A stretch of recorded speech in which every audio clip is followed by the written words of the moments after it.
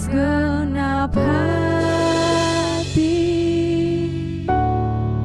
dengan segenap jiwa, dengan kekuatanku, ku sembah Kau Tuhan. Dalam kekudusan-Mu, ku angkat tanganku,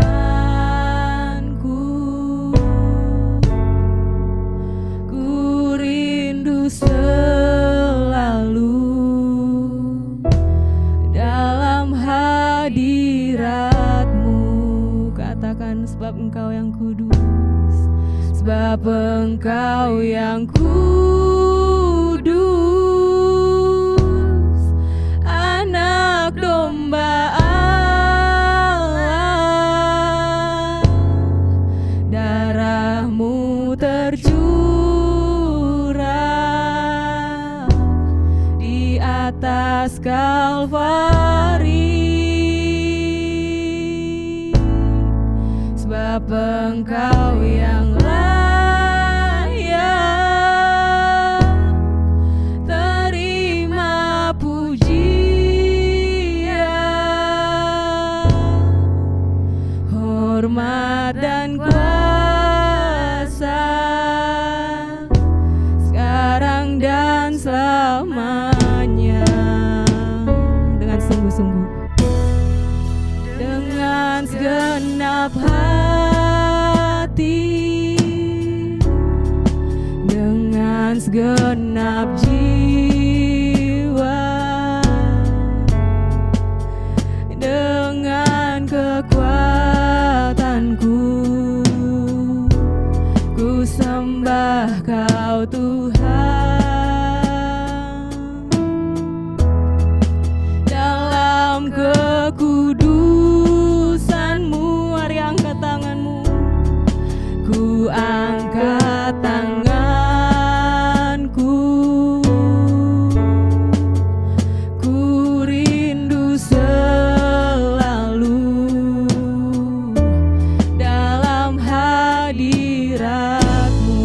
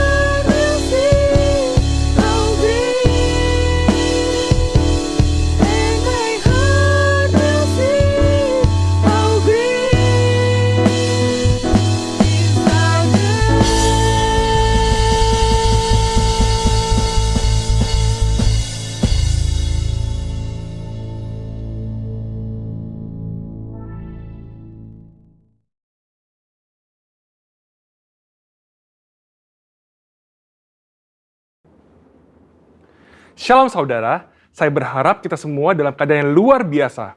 Dalam Voice of Pentecost kali ini, kita akan belajar mengenai hati Bapa. Seperti yang kita tahu bahwa Allah menciptakan dan menempatkan manusia sebagai ciptaan yang istimewa dibandingkan dengan ciptaan lainnya. Manusia bukan sekedar diciptakan, tetapi dijadikan seturut gambar dan rupa Allah dan dihembusi dengan nafas kehidupan. Hubungan antara Allah dan manusia bukan hanya antara pencipta dengan ciptaannya, tapi sebuah hubungan yang istimewa, yaitu digambarkan seperti seorang bapa dengan anak-anaknya. Hubungan Allah dan manusia yang disamakan dengan hubungan bapa dan anak diajarkan Tuhan Yesus sendiri yang merupakan hasil dari karya penebusannya di kayu salib. Tuhan Yesus juga mengajarkan sebuah doa yang dikenal dengan doa Bapa kami, dan doa ini dimulai dengan menyebut Allah sebagai Bapa kami yang di sorga. Dalam doanya, ia juga memanggil Allah dengan sebutan Bapa. Dalam pengajarannya, ia memakai perumpamaan bapa dan anak seperti perumpamaan anak sulung dan anak bungsu. Inilah hubungan yang Allah ingin nyatakan kepada manusia ciptaannya, tetapi karena pemberontakan dan pelanggaran perintah Allah oleh manusia, maka hubungan ini menjadi rusak. Iblis memperdaya manusia dengan tipuan yang buat seolah-olah Allah berbohong dan tidak mau tersaingi oleh manusia. Iblis juga menyatakan bahwa manusia akan menjadi seperti Allah ketika memakan buah pengetahuan yang baik dan jahat. Menjadi seperti Allah adalah sebuah hal yang membuat manusia tertarik untuk makan buah itu, sekalipun mengerti segala konsekuensi yang harus ditanggung dan hasilnya justru menghancurkan hubungan yang baik antara Allah dan manusia. Demikian juga hari-hari ini, iblis terus merusak gambaran Bapa Sorgawi dengan cara merusak gambaran Bapa Jasmani agar manusia kehilangan hubungan yang istimewa ini. Nah, berikut ini adalah kesalahan dari tindakan Bapa Jasmani yang merusak gambaran Bapa Sorgawi. Yang pertama, seorang ayah yang menggunakan otoritasnya dengan sewenang-wenang dan memberikan kasih bersyarat kepada anak-anaknya. Maka seorang anak akan sukar menerima dan percaya akan kasih Bapa Sorgawi yang tak bersyarat. Yang kedua, seorang ayah yang suka berbohong dan tidak menepati janji karena berbagai alasan yang dibuat-buat akan menjadikan anak-anaknya tidak dapat mempercayai janji-janji Bapa Sorgawi. Dan yang ketiga, seorang ayah yang tidak menyediakan waktu yang cukup dan berkualitas untuk anak-anaknya, yang akhirnya membuat anak merasa tidak dihargai dan tidak dapat mempercayai kasih Bapa. Sebuah hasil survei yang dilakukan di kalangan generasi muda Gereja Bethel Indonesia menyatakan bahwa ketika menghadapi masalah, hanya 30% yang bercerita kepada orang tuanya, sedangkan 59% lainnya bercerita kepada orang lain, dan 11% memendam masalah itu sendiri. Selain itu, 12,5% kaum muda GBI mengakui bahwa mereka memiliki hubungan yang buruk dengan orang tua, dan 43% tidak ingin memiliki pasangan hidup seperti orang tuanya. Anak yang orang tuanya bercerai memiliki potensi 2 kali lipat lebih besar mengalami hubungan yang buruk dengan orang tuanya dan berkeinginan untuk bunuh diri dibandingkan dengan anak yang orang tuanya tidak bercerai. Pengakuan dari mereka yang memiliki hubungan yang buruk diakibatkan karena tersakiti oleh kata-kata yang diucapkan orang tua, mendapatkan pukulan fisik, merasa orang tua tidak memiliki waktu yang cukup bagi dirinya, dan tidak bisa menjadi teladan. Pada kenyataannya, tidak semua orang dapat memanggil Tuhan dengan sebutan Bapa. Ada keraguan bahkan penolakan untuk menyebut Bapa karena pengalaman-pengalaman yang buruk dengan orang tuanya. Hal ini menyebabkan banyak dari kita tidak dapat memiliki hubungan yang dekat dengan Bapa Sorgawi. Padahal Alkitab memberikan gambar yang sangat jelas bahwa Allah adalah Bapa yang sangat mengasihi manusia. Supaya kita mengalami kasih Bapa, kita bisa mulai dengan menerima kasih-Nya yang utama yang dinyatakan melalui Yesus Kristus yang mati di kayu salib untuk menebus dosa dan menyediakan keselamatan yang kekal bagi kita. Di kayu salib, Tuhan Yesus berteriak, "Eli, Eli, lama sabatani," yang artinya, "Allahku, Allahku, mengapa engkau meninggalkan aku?" Tuhan Yesus ditinggalkan Bapanya supaya kita semua bisa diperdamaikan dengan Bapa Sorgawi dan mengalami pemulihan dalam hubungan kasih Bapa. Matius 7 ayat 11 berkata, "Jadi jika kamu yang jahat tahu memberi pemberian yang baik kepada anak-anakmu, apalagi Bapamu yang di sorga, Ia akan memberikan yang baik kepada mereka yang meminta kepadanya. Bapa di sorga tidak akan mengecewakan anak-anaknya." Kasih Bapa Sorgawi melebihi kasih seorang Bapa jasmani dan mampu memberikan yang baik kepada anak-anaknya.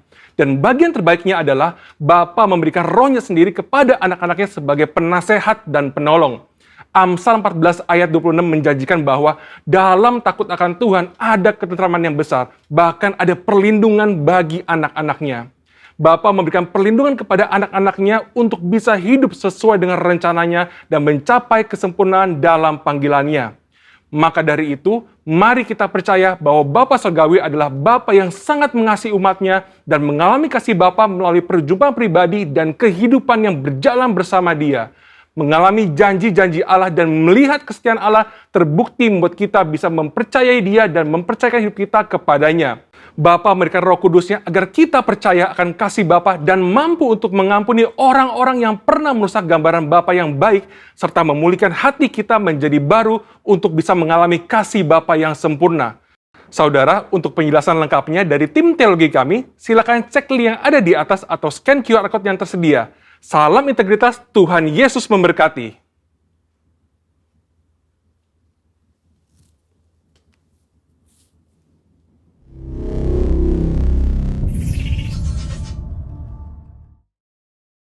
Pada hari ini saya akan menyampaikan firman dengan judul Tetap Bersemi di Masa Pandemi.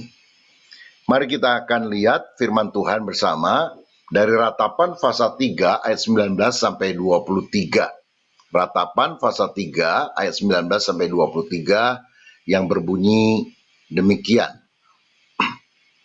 Ingatlah akan sengsaraku dan pengembaraanku, akan ipuh dan racun itu.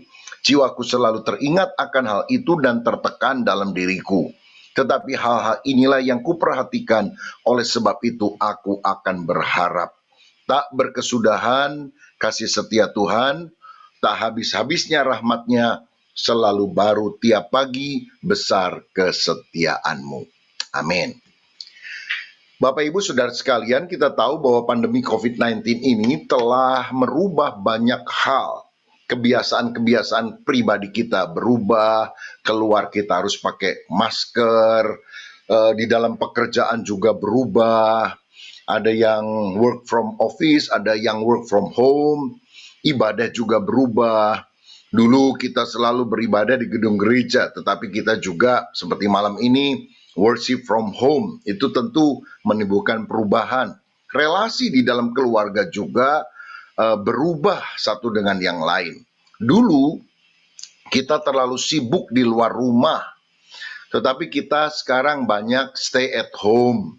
Ya, mestinya sih senang karena kita kan berkumpul dengan keluarga. Tapi kalau kita melihat statistik di berbagai negara, angka kekerasan di dalam rumah tangga itu meningkat. Angka perceraian pun semakin naik. Lah, ini kan menimbulkan pertanyaan, kumpul keluarga mestinya relasi lebih baik, harmonis itu lebih terjadi. Tapi kok bisa seperti ini? Saya percaya bahwa salah satu hal yang perlu kita benahi adalah cara pandang kita. Sebetulnya bukan berapa besar masalah yang kita hadapi yang akan menenggelamkan kita, tapi bagaimana cara pandang kita. Kalau cara pandang kita benar, kita akan menang. Kalau cara pandang kita salah, kita akan kalah. Nah, di tengah masalah ini, apakah kita memandang masalah hal yang negatif, ataukah kita fokus untuk melihat kebaikan Tuhan di tengah masalah? Yeremia mencatat di dalam Ratapan 3 tadi, dia mulai dengan kalimat, ingatlah sengsaraku, pengembaraanku akan ipuh dan racun itu. Jiwaku selalu teringat akan hal itu dan tertekan dalam diriku. Kalau saudara ingin menjadi orang yang menderita, ingat terus masalahmu, ingat terus persoalanmu. Orang yang tiap kali ketemu pendeta, ketemu hamba Tuhan, ketemu rekan gereja, cuma menjual kesusahannya, aduh saya begini dan sebagainya, tidak akan pernah berkemenangan dalam kehidupan. Tapi orang yang berkata, memang saya mengalami kesulitan, tapi saya yakin Tuhan memberikan kemenangan. Justru itu yang akan bertahan dan kuat di tengah segala masalah. Jadi soal cara pandang ini sangat penting. Ketika Yeremia berkata, aku ingat sengsaraku, aku tertekan di dalam diriku, dia stres, dia depresi. Tetapi ayat 21 ada pembalikan keadaan. Tetapi hal-hal inilah yang kuperhatikan, oleh sebab itu aku akan berharap. Dari tidak punya pengharapan, dari tertekan, sekarang dia bilang, sekarang aku punya pengharapan. Kuncinya apa? Ayat berikutnya. Tak berkesudahan kasih setia Tuhan, tak habis-habisnya rahmat-Nya, selalu baru tiap pagi, besar kesetiaan-Mu. Ketika kita mulai mengalihkan pandangan kita bukan semata pada masalah dan hal yang buruk, tetapi melihat kebaikan-kebaikan Tuhan setiap hari, setiap pagi, setiap saat yang kita alami. Di sanalah kekuatan iman akan muncul dan kita tetap akan bisa bersemi di tengah pandemi. Nah, cara pandang sekali lagi sangat penting. Saya ingin ajak Bapak Ibu Saudara melihat gambar ini. Gambar ini gambar apa ya? Gambar gadis muda atau gambar nenek tua? Boleh ditulis di chat. Yang saudara lihat apa? Gambar gadis muda atau gambar nenek tua? Mana yang lebih gampang dilihat? Begitu lihat langsung, lihat nenek tua atau gadis muda? Sebetulnya gambar ini ya sama-sama, saudara. Satu gambar bisa dua gambaran. Pertama kita bisa lihat nenek tua, ya udah lihat semuanya nenek tua. Ini matanya, ini hidungnya yang gede, ini bibirnya, ya sedang memandang ke mana ya, ke samping ya, ke samping kiri. Tapi kita juga bisa lihat bahwa ini adalah gadis muda, ini pipinya yang tembem gitu. Lalu ini matanya sedang memandang juga ke samping kiri. Nah, jadi satu gambar bisa dilihat setidaknya dalam dua makna. Apakah saudara melihat dunia ini bagikan nenek tua yang tidak menarik, atau melihat dunia ini seperti gadis muda yang masih semangat, yang bergairah, yang walaupun banyak tantangan tetap ada pengharapan di depan? Itu tergantung dari cara kita melihat. Saya ingat ada sebuah kisah, satu kali ada seorang suami yang mengambil secari kertas lalu menulis karena dia memang punya hobi menulis. Dia menulis tentang pengalaman pribadinya hari-hari itu. Dan dia beri judul Tahun Kesulitan. Yang pertama dia tulis gini, tahun ini saya dioperasi batu empedu dan saya terbaring lama di rumah sakit. Yang kedua, tahun ini usia saya 60. Saya harus pensiun, keluar dari pekerjaan yang saya senangi. Oh, sedih sekali. Yang ketiga, pada tahun ini papa saya tercinta meninggal. Ini tahun kesulitan untuk saya. Yang keempat, anak saya kecelakaan mobil. Biaya perbaikan mobilnya juga sangat mahal. Ya, tahun ini berat untuk saya. Ketika suaminya tertidur, istrinya melihat kertas itu. Dia membaca. Dan memang itu pengalaman daripada suaminya pada tahun itu. Tapi dia mengambil kertas yang lain, kertas kosong. Dan dia menulis, menarasikan pengalaman suaminya di dalam versi yang berbeda. Dia tulis begini, tahun penyertaan Tuhan. Yang pertama, tahun ini saya memang dioperasi empedu, tetapi bersyukur saya tidak perlu sakit lagi. Yang kedua, tahun ini saya memang pensiun, tapi masih sehat. Bahkan kini saya punya waktu lebih banyak untuk fokus pada hobi saya, yaitu menulis. Yang ketiga, papa saya memang meninggal, tapi usianya sudah 95 tahun. Ini berkat Tuhan. Lagi pula dia meninggal cepat, tidak sakit. Oh, haleluya. Dan yang keempat, memang tahun ini anak kami mengalami kecelakaan. Mobil rusak, tapi bersyukur anak kami selamat. Tuhan itu baik. Bapak Ibu Saudara, pengalamannya persis sama kan? Pengalaman dari pria atau si suami itu. Tapi cara memandang istri dan suami ini berbeda. Saya percaya kita masih tetap bisa kuat di tengah kesulitan, bersemi di masa pandemi, kalau cara pandang kita itu dikuasai oleh pikiran Kristus. Nah, jangan lihat dampak COVID dari sisi negatifnya saja. Misalnya, waduh, uang saya jadi kurang, pemasukan menurun. Sekarang ini jangan terlalu banyak mikir soal untung rugi. Kita bisa sehat saja sudah untung. Banyak orang sakit bahkan meninggal. Kalau kita bisa sehat, pulih, bahkan ada yang sakit sembuh, itu anugerah Tuhan yang kita harus syukuri. Kini bahkan kita punya waktu untuk memikirkan makna hidup lebih dalam. Dulu sibuknya luar biasa, sampai kita Jalannya itu kayak otomatis ya, bangun pagi terus mengerjakan banyak hal sampai malam. Dan kita tidak merenungkan makna hidup. Sekarang jangan hanya cari penghidupan, tapi menikmati kehidupan itu sendiri. Enjoy your life, karena ini adalah anugerah Tuhan. Kita juga punya lebih banyak waktu untuk meningkatkan kerohanian kita, berdoa, membaca firman, mengikuti kegiatan rohani seperti pada Zoom di malam ini. Kita juga punya waktu sebetulnya untuk memperbaiki relasi di dalam keluarga. Pertanyaannya, apakah kita sudah melakukannya atau belum? Apakah masa-masa yang mungkin tidak akan pernah terulang dalam sejarah kehidupan kita, kita maknai secara positif dan kita mengambil hikmahnya dan bukan hanya menyesali apa yang terjadi.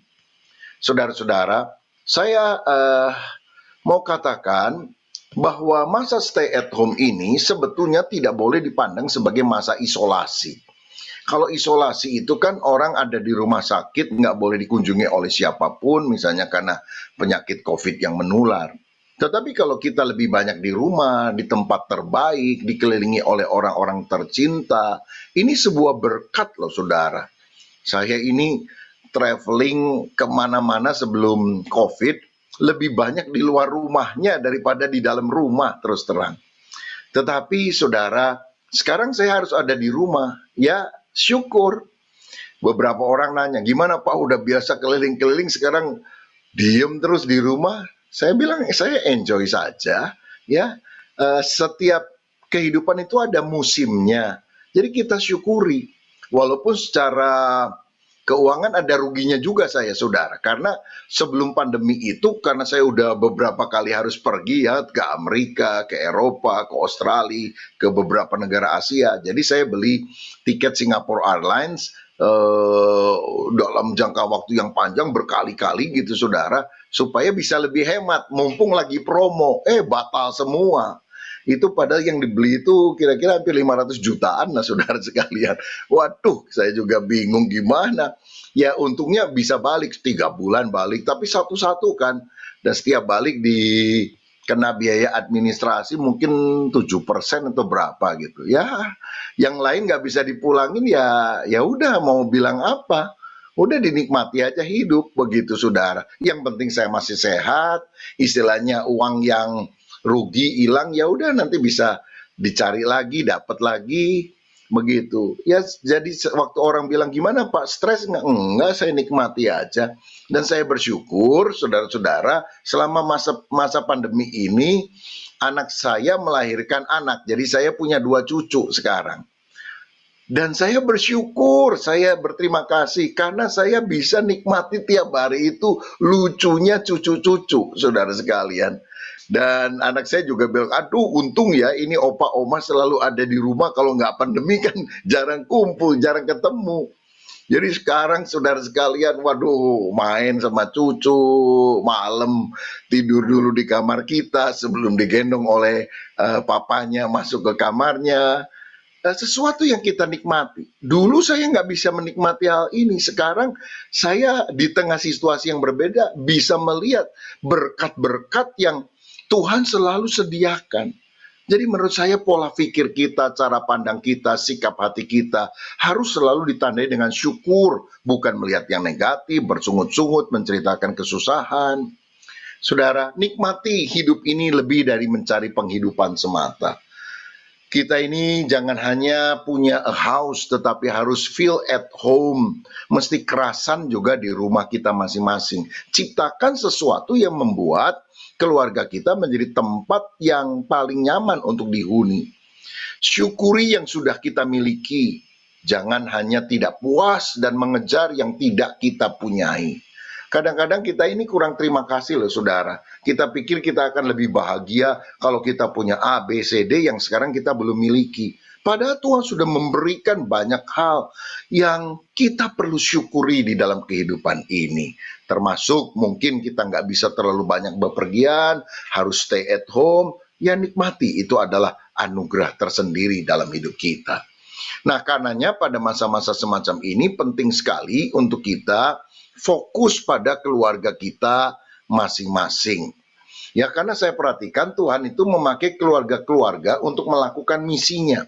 Misalnya, keluarga Nuh dipakai Tuhan untuk melahirkan generasi baru. Karena orang berdosa sudah lenyap karena air bah. Yang lain, keluarga Abraham itu dipakai Tuhan untuk melahirkan bangsa Israel, dan dari sana muncul Mesias, Juru Selamat Tuhan Yesus Kristus, sehingga seluruh dunia mendapatkan berkat, terutama berkat secara rohani. Dan saya perhatikan bahwa rencana Allah biasanya tidak bisa digenapkan hanya dalam satu generasi. Umur kita terlalu pendek, sehingga Allah harus membangunkan beberapa generasi berkesinambungan di dalam keluarga kita. Kita mengenal istilah Allah Abraham, Ishak, dan Yakub. Bahkan berkat itu turun Abraham, Ishak, Yakub, Yusuf. Karena melalui Yusuf ketika ada di Mesir, Israel mengalami perkembangan jumlah yang sangat luar biasa, yang sampai akhirnya dikhawatirkan oleh orang Mesir.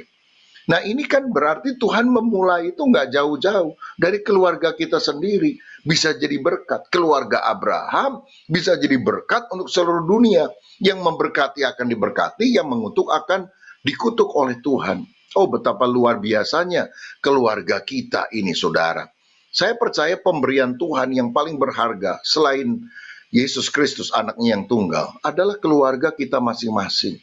Ini adalah sesuatu yang harus kita rawat, kita jaga, kita berikan perhatian penuh. Saya juga lihat di dalam Perjanjian Baru ada seorang diaken namanya Filipus. Dia juga memberitakan Injil, kota Samaria dimenangkan, banyak orang dibaptis. Dia juga menginjili sida-sida dari Ethiopia, sehingga banyak orang Kristen kemudian muncul di Ethiopia karena pelayanan Filipus ini. Tetapi pada masa tuanya, Paulus pernah ketemu sama Filipus, dan dia nginep di rumah Filipus. Dan Paulus menceritakan, yang kemudian juga dicatat oleh Lukas di dalam Kisah Para Rasul, bahwa Filipus ini punya 4 orang anak perempuan yang semuanya punya karunia bernubuat. Saya percaya ini impartasi dari orang tuanya, dari bapaknya dan ibunya. Karena karunia bernubuat itu kan mesti peka kepada Tuhan, mendengar suara Tuhan, menyampaikan kepada jemaat, sehingga jemaat diberkati. Dan yang jadi itu 4-4-nya, saudara sekalian. Ya, kalau ada 4 orang anak, 4-4-nya melayani, 4-4-nya punya karunia bernubuat, ini kan berkat Tuhan yang luar biasa. Tapi kenapa hal itu bisa terjadi? Karena impartasi daripada Filipus dan istrinya itu kepada anak-anaknya. Saya yakin bahwa tugas utama seorang hamba Tuhan, bahkan tugas utama seorang percaya, bukan membangun karirnya, bukan membangun pekerjaannya, gedung, dan sebagainya. Bahkan bukan membangun pelayanannya, tapi membangun keluarganya. Kalau keluarga kita terbangun utuh, hidup kita benar-benar bisa jadi berkat bagi orang lain. Kesaksian dan pengalaman hidup Pak Yongki dan Ibu merupakan contoh yang sangat jelas. Dan saya rasa jemaat BMC New York juga harus mensyukuri hal ini. Bahwa pemulihan di dalam keluarga menyebabkan pemulihan di dalam aspek kehidupan kita. Ya, karena itu lakukan saja tugas kita. Kita orang percaya harus membangun keluarga Kristen teladan, keluarga Kristen yang takut akan Tuhan. Tuhan akan cukupkan kebutuhan saudara. Tuhan akan buka jalan ketika engkau ada masalah. Dia akan jadi Yehova Jireh, Yehova Rafa, Yehova Nisi dalam hidup saudara ketika kita sungguh-sungguh memperhatikan keluarga kita. Jadi mari kita sungguh-sungguh memikirkan bagaimana membangun keluarga. Saya tahu mungkin beberapa keluarganya ada yang terpisah jauh oleh lautan, satu di Amerika, satu di Indonesia. Tapi melalui teknologi Zoom dan WA, melalui handphone, ya setidaknya yang jauh bisa menjadi dekat. Asal jangan dekat, jangan menjadi jauh, begitu saudara, karena teknologi ini ya. Nah, saya juga melihat bahwa keluarga adalah tempat pembentukan karakter. Amsal 27 ayat 17. Besi menajamkan besi, orang menajamkan sesamanya. Tuhan itu seringkali memakai orang yang dekat, yaitu pasangan kita, anak kita, atau orang tua kita, untuk membentuk karakter kita. Sehingga kalau ada konflik dalam keluarga dan sebagainya, kita harus tahu bahwa dia itu bukan alat setan Dia itu alat Tuhan untuk mengasah hidup kita. Besi menajamkan besi, orang menajamkan sesamanya. Tapi Pak, istri saya cerewet luar biasa. Ya berarti suaminya harus belajar sabar. Tapi suami saya itu nyakitin hati sekali. Dia sudah melakukan kejahatan kepada saya, kesalahan yang membuat saya merasa diri tidak berharga. Kita harus belajar mengampuni. Bukankah ada karakter Kristus yang dibentuk ketika kita belajar meresponi segala peristiwa secara positif? Dari mana kita tahu Tuhan itu penuh dengan kasih? Bukankah ketika orang teriak-teriak salibkan dia, dia berkata, Bapa ampunilah mereka. Jadi respon yang sangat positif. Saudara, jadi biarlah di dalam keluarga kita, terutama pada masa di mana kita lebih banyak di rumah, ketemu keluarga, apalagi kalau rumahnya sempit, sumpek ini ketemu terus sama istri ini, ketemu sama anak, ketemu sama orang tua. Ya nikmati, syukuri. Kita justru harus belajar menerima kelebihan dan kekurangannya, belajar murah hati, mengampuni, suka menolong, suka memberi, dan sebagainya. Saya ingat satu kali ada seorang suami, kalau di kantor dia lagi ada sumpek gitu ya, pekerjaan nggak selesai, bosnya marah-marah. Yang dia lakukan adalah ini, dia ambil dompetnya, saudara, kemudian dia keluarkan foto istrinya, dia pandangi baik-baik. Lalu dia menghela napas dan dia seperti mendapatkan kekuatan baru untuk mengatasi semua masalah. Nah, teman sebelah meja kantornya itu selalu melihat kebiasaan itu.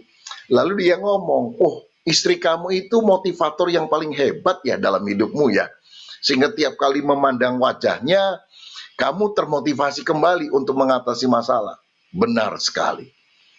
Tahu nggak? Kalau saya pandang wajah istri saya dalam foto itu, saya bilang, engkau masalahku yang terbesar. Manusia yang paling sulit dalam hidupku adalah kamu. Dan kalau kamu saja bisa aku atasi, masalah kantor kecil. Jadi saya punya semangat untuk mengatasi masalah kehidupan. Haleluya. Ini berarti apa saudara sekalian? Melihat dari sisi positif. Walaupun keadaannya memang sulit begitu ya. Tetapi selalu ada hal-hal positif, hikmah yang kita bisa pelajari, yang kita bisa dapatkan di balik semua perkara yang ada. Nah, anak-anak juga perlu belajar dari orang tuanya. Dan kalau anak bisa belajar hal-hal yang baik, anak akan berkembang dengan luar biasa. Ada sebuah cuplikan kalimat dari buku Children Learn What They Live. Dikatakan jika anak dibesarkan dengan celaan, ia belajar memaki. Jika anak dibesarkan dengan permusuhan, ia belajar berkelahi. Jika anak dibesarkan dengan cemoohan, ia belajar rendah diri. Jika anak dibesarkan dengan penghinaan, ia belajar menyesali diri. Tetapi jika anak dibesarkan dengan toleransi, ia belajar menahan diri. Jika anak dibesarkan dengan dorongan, ia belajar percaya diri. Jika anak dibesarkan dengan pujian, ia belajar menghargai.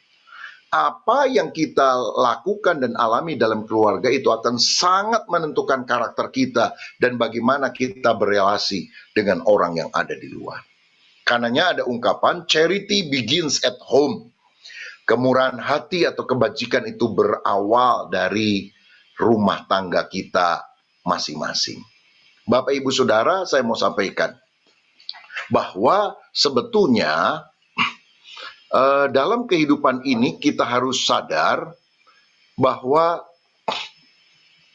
ada 3 sikap atau 3 fase dari masa kehidupan anak terhadap orang tuanya. Kalau anak itu masih kecil, dia akan melihat orang tuanya itu seperti Tuhan. Orang tuanya itu paling hebat. Mana lebih hebat papa sama Superman? Papa. Mana lebih cantik mama sama bintang film? Mama. Karena fase yang pertama, anak melihat orang tua seperti Tuhan. Tetapi ketika dia masuk masa remaja, pemuda, berubah loh saudara. Anak akan melihat orang tua seperti setan. Jadi konflik terus dalam keluarga. Ya, papa kuno, mama kolot, nggak ngikuti perkembangan. Masa jam 10 malam saya masih ada di luar rumah, udah ditelepon suruh pulang. Ribut terus saudara sekalian. Kalau anak dekat-dekat sama cowok atau cewek tertentu, dikulai, malah jadi rame. Itu adalah fase musim dalam kehidupan. Jadi kalau ada Bapak Ibu yang punya anak remaja, sabar-sabarlah sedikit. Karena memang fase engkau adalah Tuhan telah berlalu. Sekarang fasenya engkau adalah setan, begitu saudara. Tetapi kalau kita sabar, mengasihi, membina, tetap menabur kebajikan, fase berikutnya akan terjadi. Anak akan melihat orang tuanya bukan seperti Tuhan, bukan seperti setan, tapi seperti manusia. Manusia itu punya kelebihan dan punya kekurangan. Dan semakin dia cepat memahami, oh papa saya punya kelebihan, mama saya punya kelebihan, tapi juga dia ada kekurangan. Dan kemudian bisa menerima apa adanya, bisa beradaptasi, di sanalah kebahagiaan dalam kehidupan akan terjadi. Jadi jaga mulut kita pada waktu anak masih melihat kita seperti setan, jangan sampai kutukan keluar dan sebagainya. Banyak doa, banyak sabar, ya. Tetap doakan, doa kalau bisa tumpang tangan, Tuhan jamah. Sebab fase ini akan ditinggalkan dan saudara akan dilihat seperti yang mestinya melihat orang tua seperti manusia. Nah, berikutnya adalah bagaimana cara pembentukan di dalam keluarga, pembentukan karakter dalam keluarga itu terjadi. Saya melihat dua aspek di sini. Yang pertama, keteladanan. Saya percaya bahwa anak itu bukan pendengar yang baik, tetapi adalah peniru yang baik. Dia perlu teladan. Mulut udah ngomong berbusa nggak akan terlalu banyak gunanya kalau kita tidak menjadi teladan bagi mereka. Teladan kejujuran, teladan keuletan, teladan suka menolong, teladan suka memberi, rela berkorban. Ada loh keluarga, saudara, yang nggak bisa saling minta tolong antara anggota keluarga. Karena dia nggak melihat keteladanan itu. Dek, tolong dong ambilkan air minum ya. Kakak lagi udah duduk di sini nih. Ya oke kak, dia ambilkan air minum. Mungkin dari dispenser dia sodorkan. Terima kasih dek ya. Itu kan manis sekali.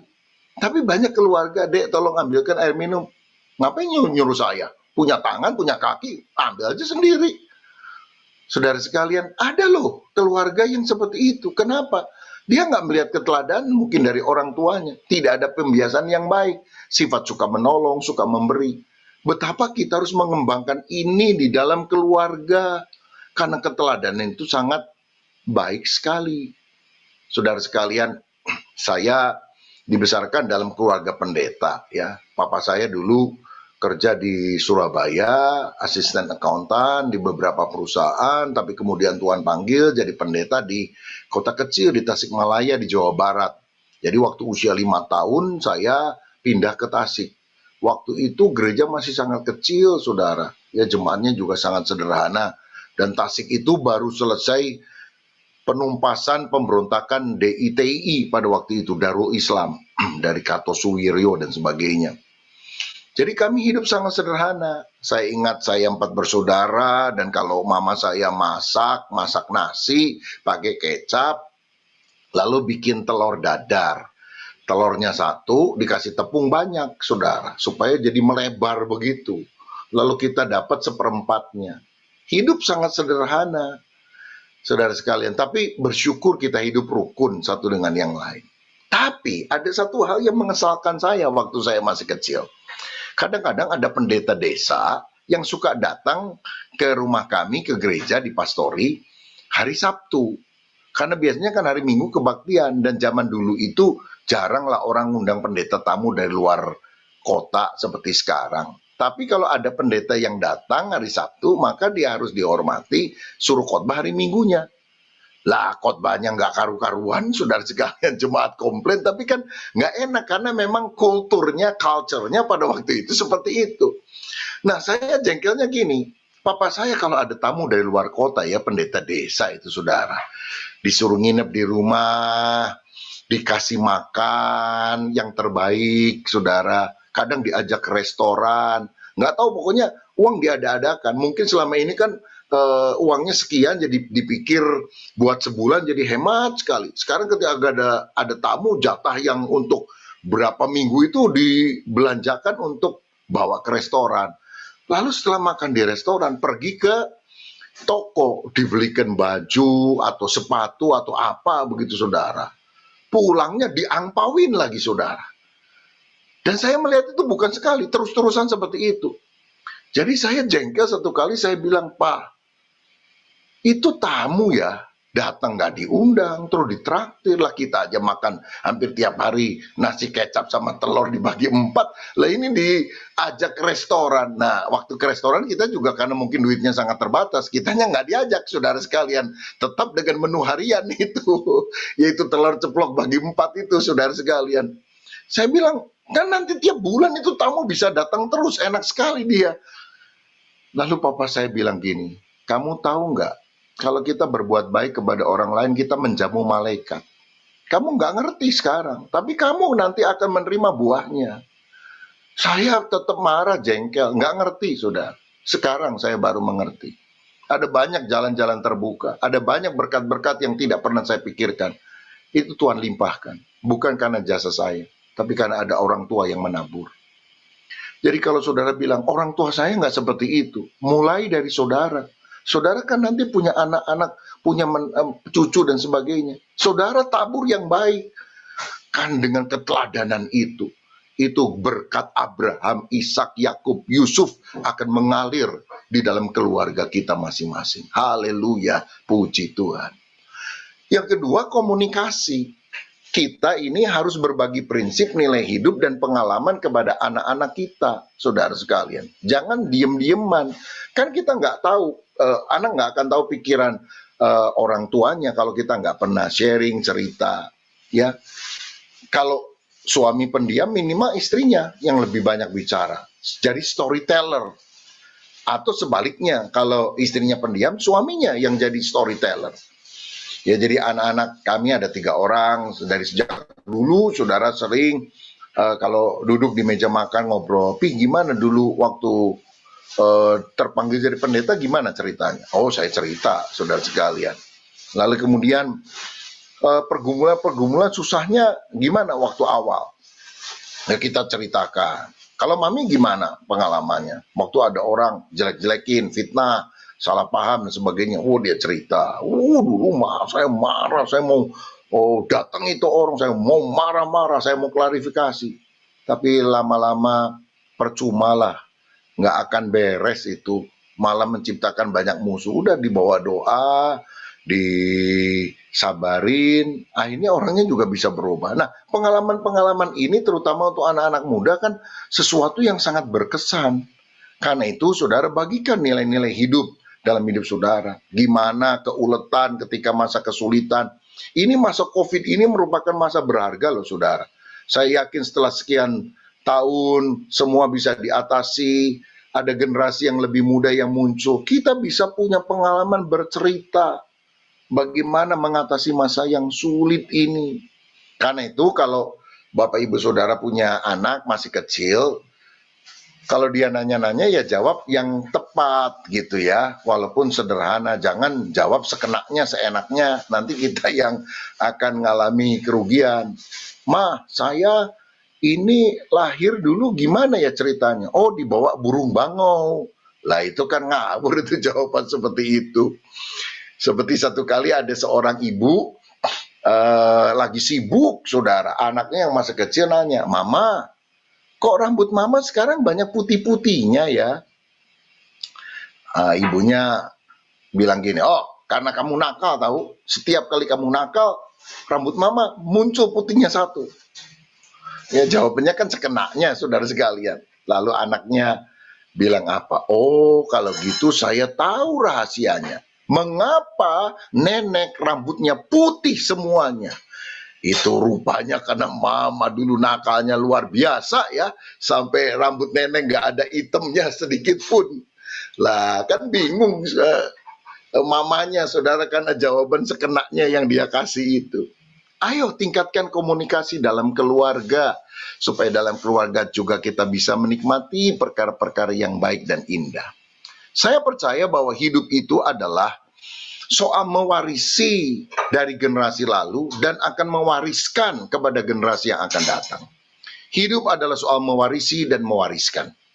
Nah sekarang Apa yang kita akan wariskan kepada generasi yang akan datang? Kalau wariskan uang, walaupun baik, tapi cepat bisa habis.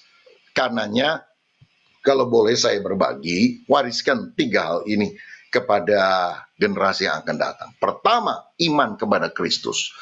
Karena ini adalah hal yang sangat penting untuk membawa orang pada hidup yang kekal. Saya punya 3 anak putri dan waktu mereka masih kecil, saudara-saudara, saya menuntun anak pertama, anak kedua, anak ketiga untuk bercerita tentang Injil secara sederhana, umur 2 atau 3 tahun mereka pada waktu itu. Dan saya penanya, apa kamu mau menerima Yesus sebagai Tuhan dan Juru Selamat? Setelah penjelasan saya tentang siapa Yesus. Dan waktu mereka berkata mau, saya tuntun mereka berdoa. Saya doa duluan, mereka mengikutinya. Saya doa tumpang tangan. Saya tidak serahkan ini kepada guru sekolah minggu, sebab saya akan merasa gagal kalau saya bisa bersaksi, menginjil, melayani banyak orang, tapi keluarga saya tidak kenal Yesus. Ini tanggung jawab yang paling penting. Yang kedua, wariskan keteladanan hidup, karakter yang baik. Kita nggak sempurna lah, kita banyak kekurangan, kelemahan, tapi bukankah kita harus tumbuh terus, supaya akhirnya karakter kita makin hari makin mirip. Bahkan kalau kita salah, gagal, kita mengaku, kita bertobat, kita memperbaiki diri, anak-anak juga akan respect kepada kita. Kita bukan Superman yang sulit untuk dijangkau, ya. Tetapi kita adalah orang yang terbatas, tetapi mau terus bertumbuh di dalam kesempurnaan karakter seperti Kristus. Dan yang ketiga, berikan dia kesempatan pendidikan yang baik. Pada masa-masa anak, apalagi kalau banyak belajar di rumah, bukankah kita perlu mendampingi? Dan kalau kita punya kesempatan untuk dia mengenyam pendidikan yang baik, kita bisa mengupayakan. Belum tentu yang termahal, bukan yang terhebat, tetapi pendidikan yang akan menjadi modal untuk dia mengarungi kehidupan ini. Saudara-saudara, saya menikah 33 tahun, dan pada tahun pertama setelah kami menikah, kami menyisihkan uang untuk asuransi pendidikan anak. Anak masih kecil sekali, baru 1, tapi kita menyisihkan untuk asuransi pendidikan, supaya akhirnya mereka bisa punya pendidikan yang baik. Dan bersyukur 3 anak kami akhirnya bisa sekolah di Australia, meluluskan sarjananya di sana, dan kemudian kembali ke Indonesia. Ada yang mau melanjutkan lagi ke pendidikan yang lebih jauh, dan anak saya pertama dan kedua sekarang sedang dalam proses untuk masuk program doktoralnya dalam 2 disiplin ilmu yang berbeda. Anak ketiga lebih suka kerja, kita dorong saudara sekalian, ya, tiap orang kan punya minat yang berbeda-beda. Tetapi saya mau katakan, if you fail to plan, you plan to fail. Jika saudara gagal membuat rencana, engkau merencanakan kegagalan bagi dirimu sendiri. Ada orang bilang, wah enak ya Pak Rubin diberkati Tuhan, bisa nyekolahin anaknya 3-3 ke luar negeri, ya. Yang lebih hebat adalah saudara sebetulnya, tinggalnya di luar negeri kan gitu ya. Haleluya. Tapi saya bilang gini loh, kamu kan tahunya enaknya, nggak tahu pergumulan. Loh kita baru 1 tahun, uang masih sedikit banget, terbatas. Kita itu maksa-maksain diri menyisihkan asuransi pendidikan untuk anak loh. Di Indonesia kan yang soal asuransi gitu kan bukan keharusan sebetulnya, ya. Tapi kita siapkan untuk hal itu. Nah saudara sekalian, orang kadang-kadang cuma lihat hasilnya, dia nggak lihat prosesnya, susahnya, pergumulannya. Tapi wariskan iman, wariskan karakter, keteladanan hidup, wariskan kesempatan pendidikan yang baik. Kita nggak akan menyesal, Bapak Ibu Saudara. Ini benih yang sangat baik yang akan menghasilkan buah pada musimnya. Nah jika demikian, ada beberapa tips praktis yang saya mau sampaikan. Bagaimana kita bisa menikmati kebersamaan di dalam keluarga. Kalau kita memandang keluarga sesuatu yang sangat penting, yang pertama kita harus jadikan keluarga sebagai tempat pesta. Dengarkan musik bersama, kalau ada yang bisa main musik, ayo, satu main musik, yang lain nyanyi, ya, suara 1, 2, 3 misalnya. Ada yang suka menari, boleh belajar menari. Jadikan rumah seperti tempat pesta, di mana ada musik, di mana ada nyanyian, di mana ada tarian. Tentu juga ada pujian penyembahan kepada Tuhan. Yang kedua, jadikan rumah untuk tempat belajar. Banyak baca buku, ya. Selain Alkitab, baca buku rohani. Itu sangat penting loh Bapak Ibu ya. Saya tahu banyak orang Kristen malas baca buku rohani. Ini memang habit yang harus dikembangkan dari sejak kecil. Saya dari sejak kecil memang dilatih orang tua untuk baca. Jadi sekarang di perpustakaan pribadi saya itu ada macam-macam buku. Ya jumlahnya nggak terlalu banyak sih. 3.500 lah kira-kira saudara. Buku-buku yang saya miliki dan saya harus belajar terus. Sampai hari ini belajar terus. Dan menikmati begitu ya. Baca buku-buku, menulis ya. Kalau nggak nulis buku, minimal nulis jurnal pribadi. Ya, menulis sesuatu yang karena kan hari akan bergulir begitu saja. Kita banyak lupa. Tapi kalau kita mulai menulis setiap hari atau hal yang penting, itu akan sangat bermanfaat di kemudian hari. Dan yang ketiga, ini juga menjadi tempat mengajar, ya, mengajar satu dengan yang lain, mengajar nilai-nilai, mengajar keterampilan, ibu mengajar anaknya masak, itu kan menjadi tempat belajar. Anak ngajarin anaknya, ngajarin mamanya mengoperasikan Zoom, begitu. Ini kan tempat belajar, begitu saudara, supaya nggak tergantung sama anaknya terus. Yang ketiga, jadikan rumah sebagai tempat makan. Seperti restoran dengan makanan favorit bagi seluruh keluarga. Belajar masak, mencoba resep-resep baru. Kan ada kegiatan, bosen saya di rumah. Coba kalau tiap hari saudara ikuti tip praktis ini. Main musik, menyanyi, menari, membaca, menulis, mengajar, memasak, mencoba resep baru. Kita nggak akan bosan di dalam keluarga. Jadi milikilah kreativitas di masa pandemi ini. Yang keempat, jadikan tempat bermain dan berkebun. Bisa main game sama anak-anak. Atau main apa yang lain lah saudara sekalian ya. Berkebun juga, merawat bunga. Ya, pada masa pandemi ini, saya terutama anak-anak lah. Yang mengembangkan hidroponik, ada hidroganik, ya bisa beli tanah, bisa beli benih. Menarik juga saudara sekalian ya. Cucu dibelikan ikan untuk mulai memelihara ikan, begitu saudara, kasih makan dan sebagainya. Ada sesuatu yang membuat kita happy karena rumah menjadi tempat bermain, tempat berkebun.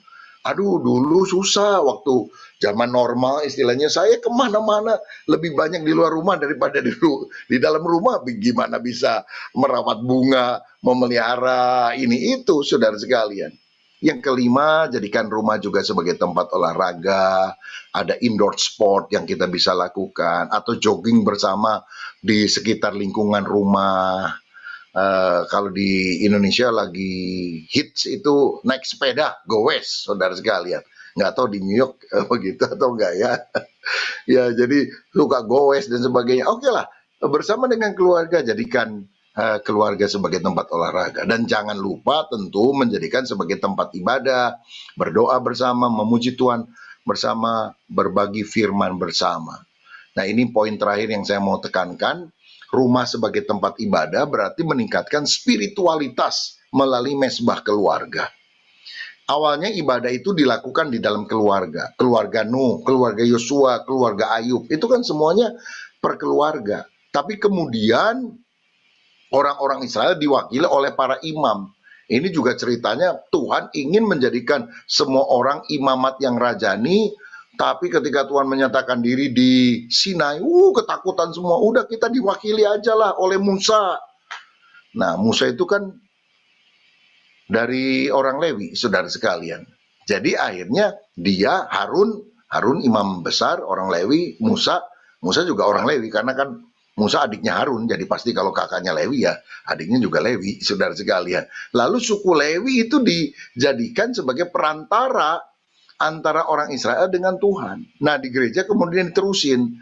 Abad pertengahan juga dibagi antara kaum klerus rohaniwan dan kaum awam. Kaum awam itu dianggap nggak ngerti apa-apa, begitu pada zaman dulu. Kini pun masih banyak gereja dilayani para rohaniwan. Sehingga jemaat nggak bisa doa, kesaksian, bawa renungan, mengusir setan, menyembuhkan orang sakit. Nggak apa-apa, itu kan tugasnya pendeta. Tetapi, saudara-saudara, di tengah pandemi COVID ini bersyukur kita ternyata disadarkan pelayanan itu bukan tugas para rohaniwan saja. Para rohaniwan itu kan melatih jemaat supaya jemaat yang bisa menyadari, bisa melayani. Pandemi ini menyadarkan peranan Bapak harus jadi imam di dalam keluarga. Seperti Nuh jadi imam bagi keluarga, seperti Abraham jadi imam bagi keluarga, seperti Yosua, seperti Ayub, dan yang lain-lain. Karena perintah untuk mengasihi Tuhan dan ajarkan berulang-ulang kepada anakmu pada waktu engkau bangun, pada waktu berjalan, pada waktu berdiri, itu kan diberikan kepada pria sebagai imam. Loh saudara, saya dengar ya di Indonesia terutama ya, kalau gadis-gadis Islam itu dekat-dekat sama yang laki, dia ngomongnya gini, semoga calon suami saya ini bisa jadi imam dalam keluarga. Lo ngomongnya gitu loh, jadi imam. Gadis Kristen gimana? Semoga dia jadi ATM saya yang bisa keluarin uang terus dan tidak berhenti. Lo yang Islam itu ngomongnya kok lebih rohani ya. Padahal jadi imam dalam keluarga itu kan alkitabiah banget. Jadi imamat yang rajani. Berarti kalau cari suami yang bisa jadi imam. Kalau jadi suami bisa mengimami seluruh keluarga. Imam itu kan perantara antara kita dengan Tuhan. Jadi keluarga mesti jadi lebih rohani. Karena keberadaan si bapak, si suami itu. Nah kalau suaminya belum rohani tapi rohana gimana? Lah istri jadi penolong. Dia yang memulai mesbah keluarga. Sampai akhirnya suami dimampukan dan dia mengambil alih peran tersebut. Anak-anak juga harus terlibat ketika diajak dalam mesbah keluarga. Kan Mazmur 128 bilang, saudara sekalian, suami yang takut akan Tuhan, istrinya seperti pohon anggur yang manis di dalam rumah. Lah sekarang ini banyak istri manis di luar rumah, dandanannya manis, suaranya manis, ya wajahnya manis. Di rumah, waduh, singa lapar keluar dari kandang. Lah ini jangan terjadi. Anak-anak juga duduk di sekitar meja makanmu, bisa diatur, nggak hilang semuanya. Untuk makan bersama dan juga untuk doa bersama. Saudara, sejak pandemi kalau di Indonesia kan Maret 2020 itu waktu diumumkan oleh Presiden. Waduh, nggak bisa kebaktian. Gimana ya? Langsung saya ngomong, kita mesbah keluarganya ditayangkan. Supaya orang-orang bisa belajar tentang mesbah keluarga. Tiap hari, saudara sekalian. Ya, tiap hari Senin sampai Sabtu, jam 5 sore sampai jam 6 sore.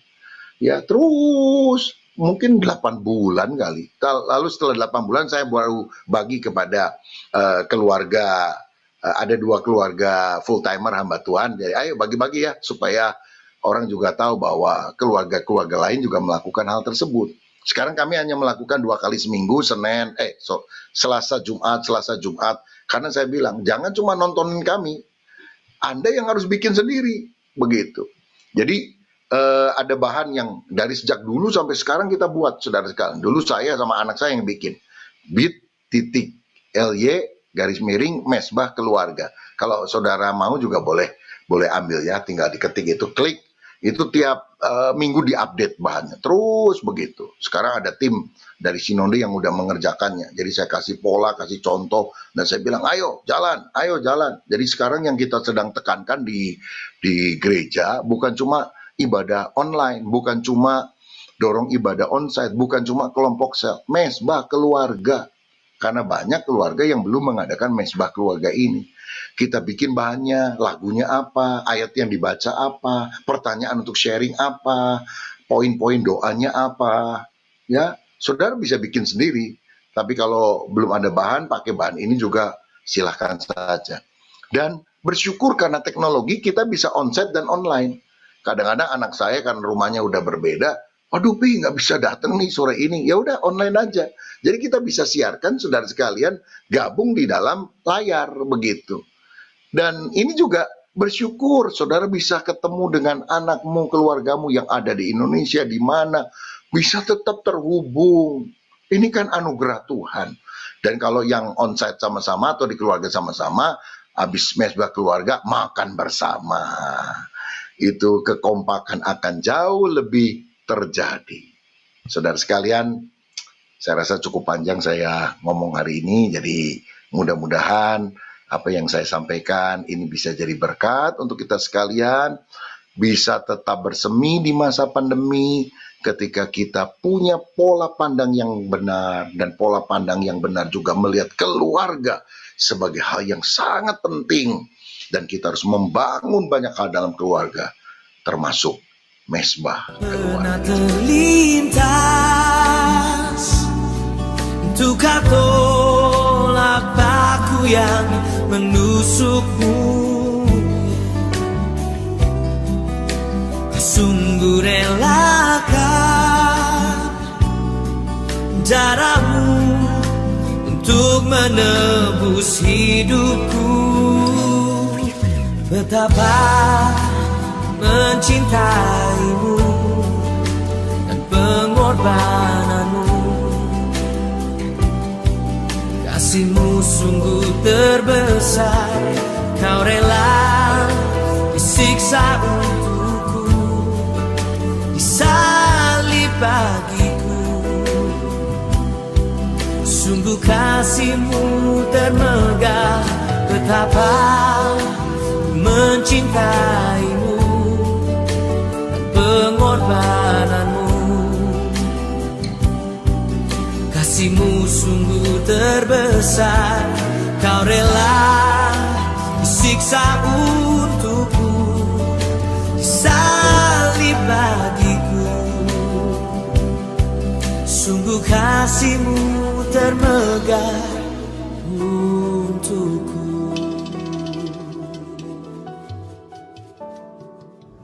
Jemaat Tuhan yang dikasihi di dalam Tuhan, mari kita angkat roti di tangan kanan kita, roti lambang tubuh Kristus.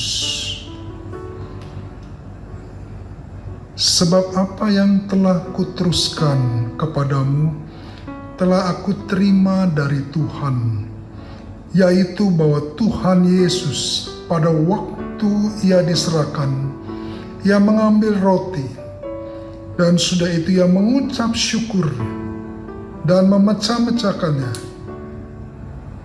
dan berkata, inilah tubuhku yang diserahkan bagimu, perbuatlah ini menjadi peringatan akan aku. Bukankah roti yang kita pecah-pecahkan ini adalah persekutuan dengan tubuh Kristus? Mari kita makan bersama-sama dalam nama Tuhan Yesus.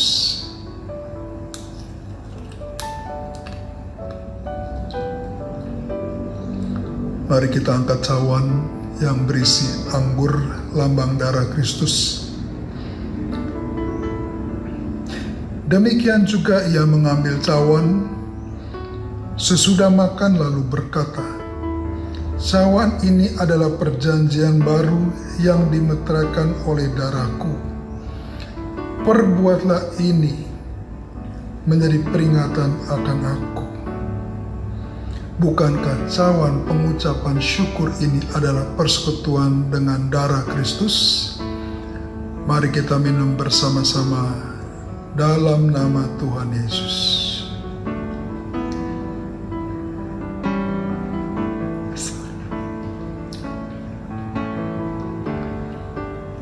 Mari kita masing-masing di rumah, kita mengucap syukur kepada Tuhan. Terima kasih ya Tuhan atas segala kebaikan Tuhan, atas segala kemurahan Tuhan. Engkau telah memberikan hidup-Mu bagi kami, supaya kami hidup tidak untuk diri kami sendiri lagi, tetapi hidup bersama-sama dengan Tuhan, khususnya di masa-masa menghadapi sebuah kehidupan yang baru, new normal, normal yang baru. Kami berdoa biar pemeliharaan Tuhan, kasih karunia Tuhan, kesehatan yang dari Tuhan tetap menyertai kehidupan kami semua. Dalam nama Yesus kami sudah berdoa. Yang percaya kita sama-sama katakan amin.